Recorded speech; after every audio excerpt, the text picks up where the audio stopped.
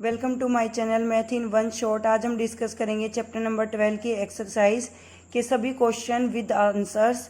A piece of the wire of the resistance R is cut into 5 equal pieces.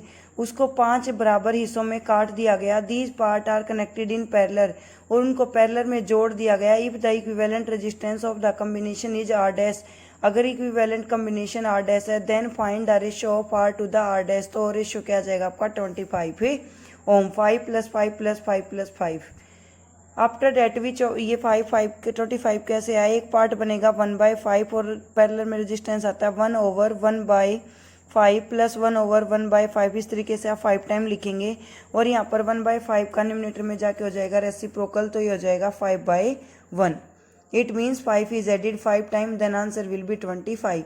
Which of the following term does not represent the electric power in the circuit? P = V × I भी होता है। अगर आप V की जगह IR put कर दे तो I² भी होता है, और अगर I की जगह V/R कर दे तो V²/R भी होता है, तो IR² नहीं होता है, ये गलत है।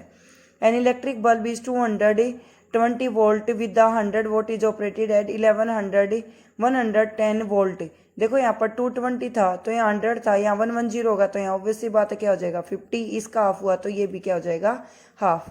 Two connecting wire of the same material and equal length and equal diameter are connected in series and parallel in the across the same potential difference, then the ratio of the heat produced in the series and parallel, तो वो आपकी 1/4 आती है। How is voltmeter connected in the circuit to measure the potential difference between the 2 points? A voltmeter is connected in parallel। Voltmeter को हम हमेशा ही parallel में कनेक्ट करते हैं in the circuit to measure the potential difference between the 2 point. 2 point के बीच का पोटेंशियल डिफरेंस से फाइंड आउट करने के लिए। नेक्स्ट क्वेश्चन है हमारे पास, तो वोल्टमीटर में किससे कनेक्ट होगा पैरेलल में।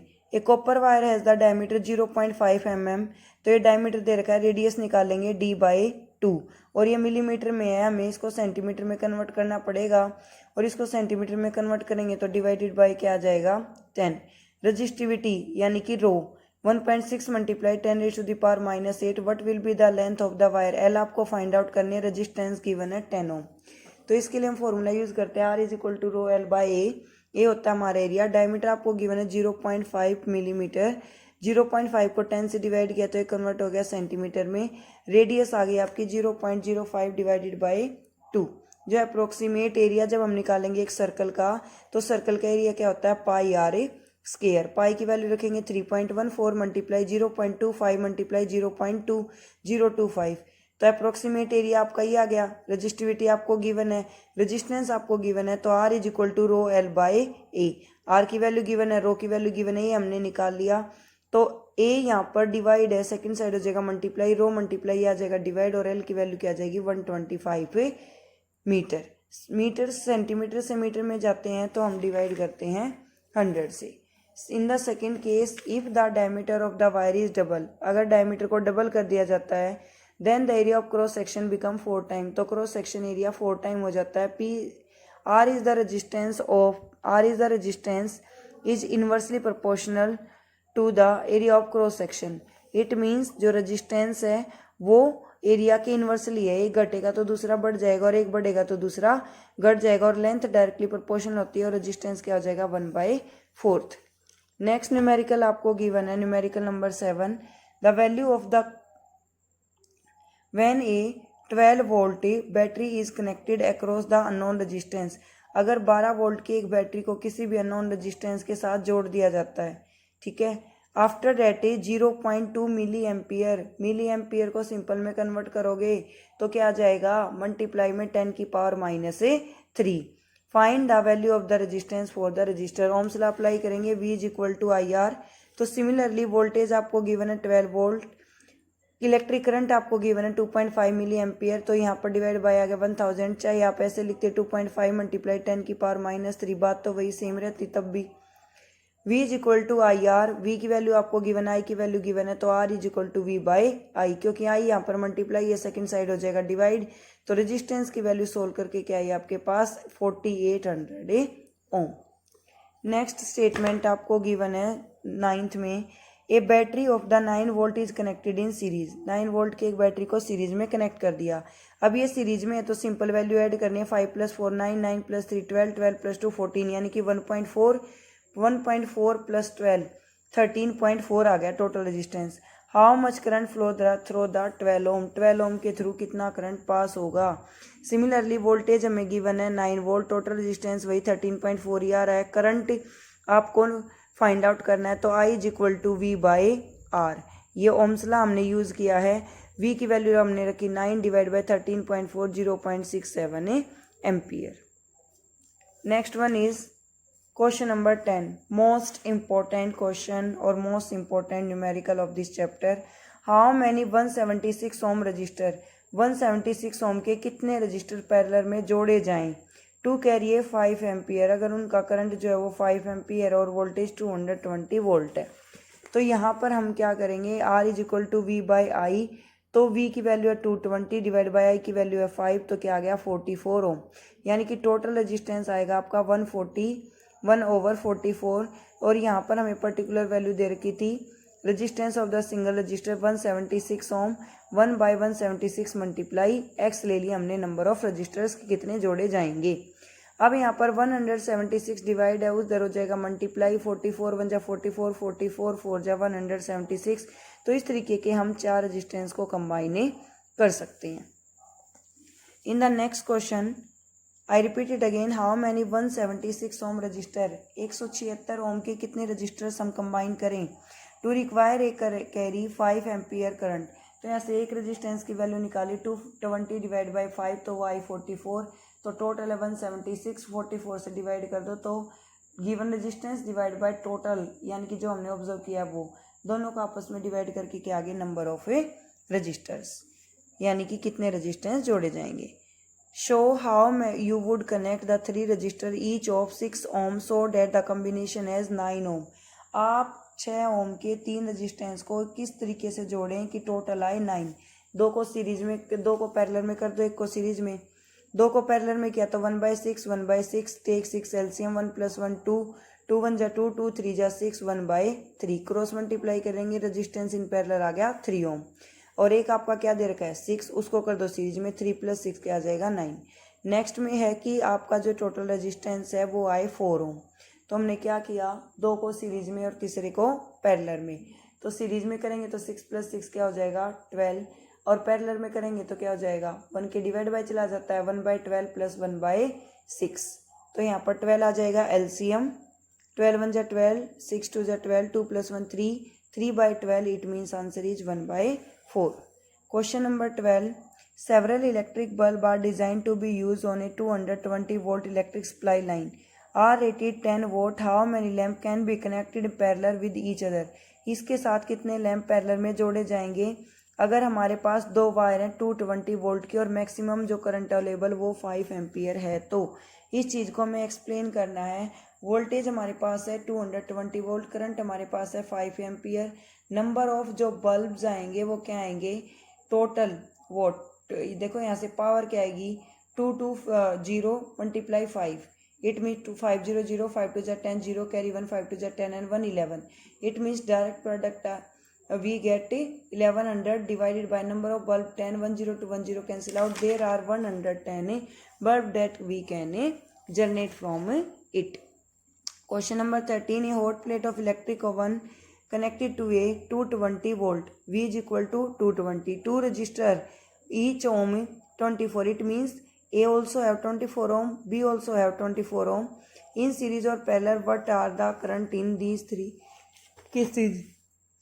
In the first, we are consider when the resistance coil are separately, R is equal to 24 ohm, 12 + 12, voltage 220, then I is equal to V/R, 220 divided by 24, 4 6 = 24, 4 5 = 20, 4 5 = 20, 55/6.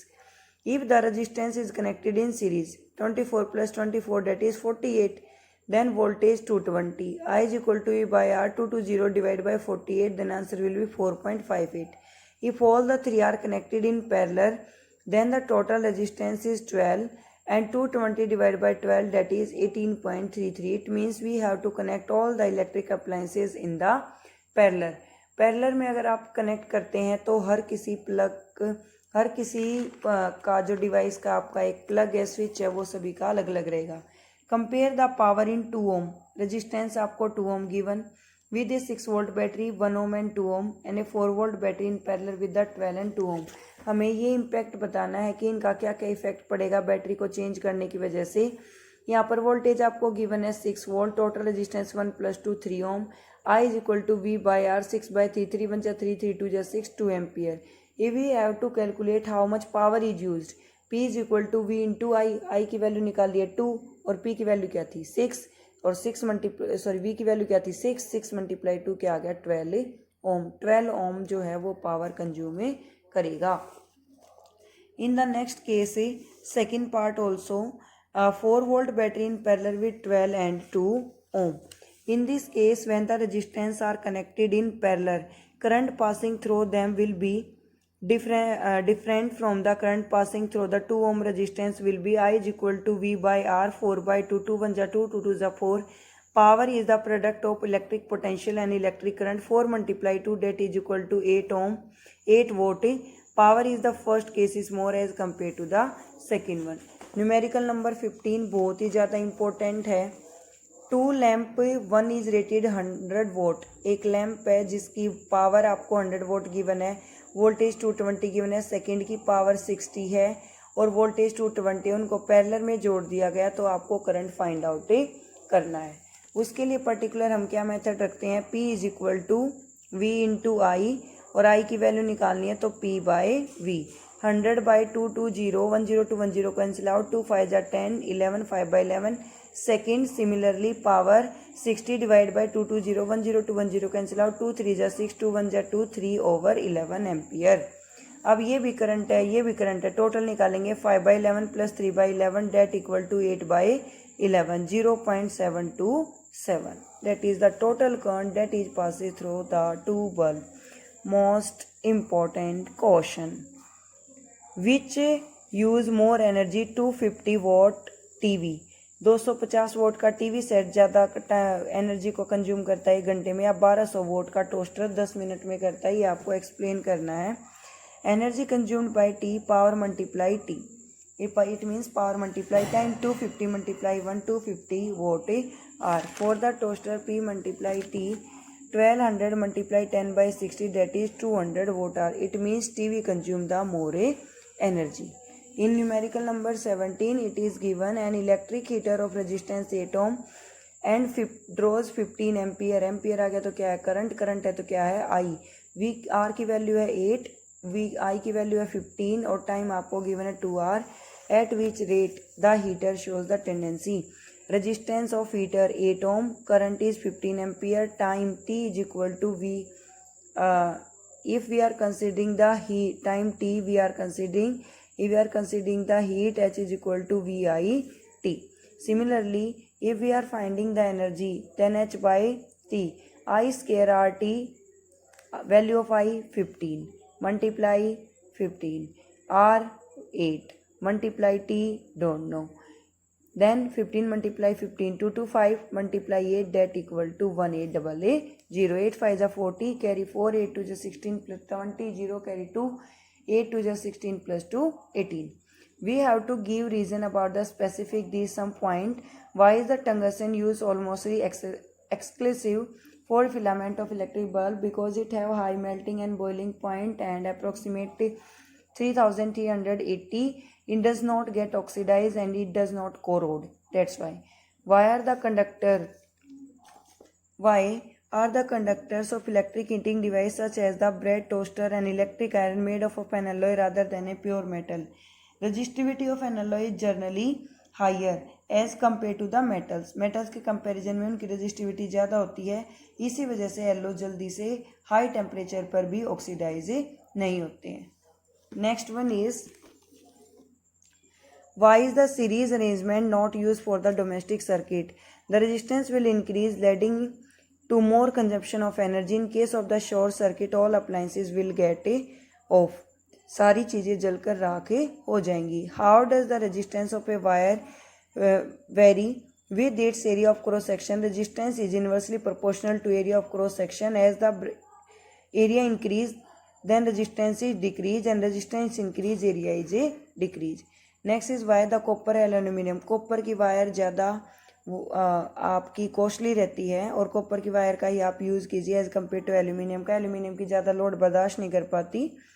They are good conductor of electricity and have the low resistivity. Thank you so much for watching, bye. If you have any question then you have to message in the comment section.